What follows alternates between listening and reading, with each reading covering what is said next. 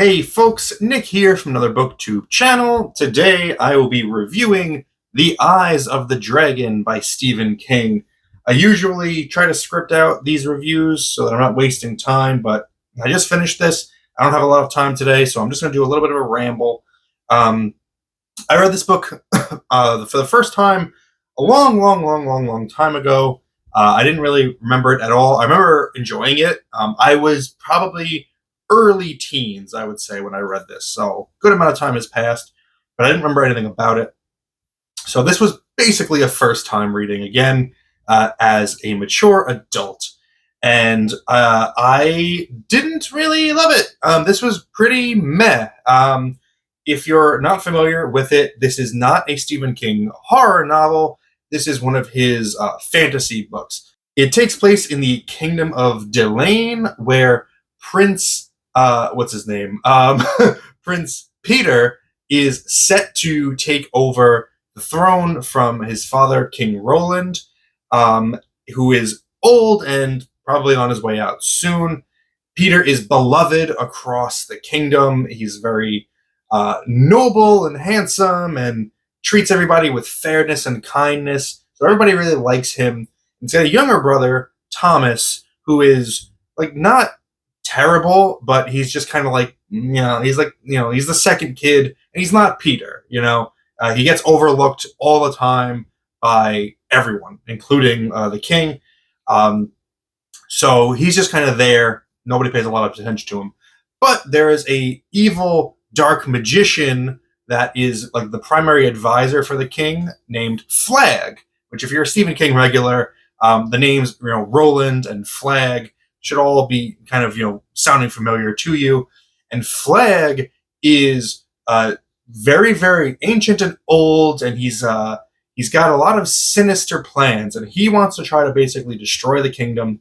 So he orchestrates this plot to kill the king, frame Peter, and install Thomas on the throne so that he can rule the kingdom, through Thomas as like a puppet. Peter is locked away, imprisoned for a long time because of the crime, the severity of the crime, and it's about him never giving up the belief that justice will prevail and that he'll be able to rightly be installed as the king of Delane. It is an incredibly simple story. It's very simplistic. You know exactly what's going to happen from the very beginning. Like I didn't really give a spoiler warning on that description, and maybe you might consider some of the things I said a spoiler. There's no secrets in this book. Like, it is told from the perspective of a storyteller who is recounting the events, and he's pretty flippant about dropping in hints to the ending earlier in the book. So I wouldn't worry too much about the story being ruined for you. It is incredibly simplistic, which works against the book a little bit. It is technically, I guess you could call this a YA book. I've heard Stephen King wrote this book for his kids, and it would definitely be suitable for a younger reader. But what bothers me about it is, if you're going to have an incredibly simple plot and you're going to stretch it to just about 400 pages, then you need some kind of hook. This is a fantasy world. Do something fantastical with it.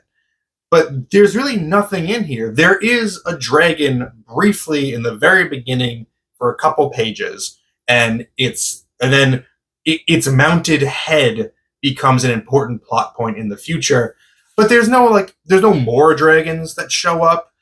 There's some of your basic dark magic stuff with Flag, but even that, after the initial inciting incident, kind of goes away.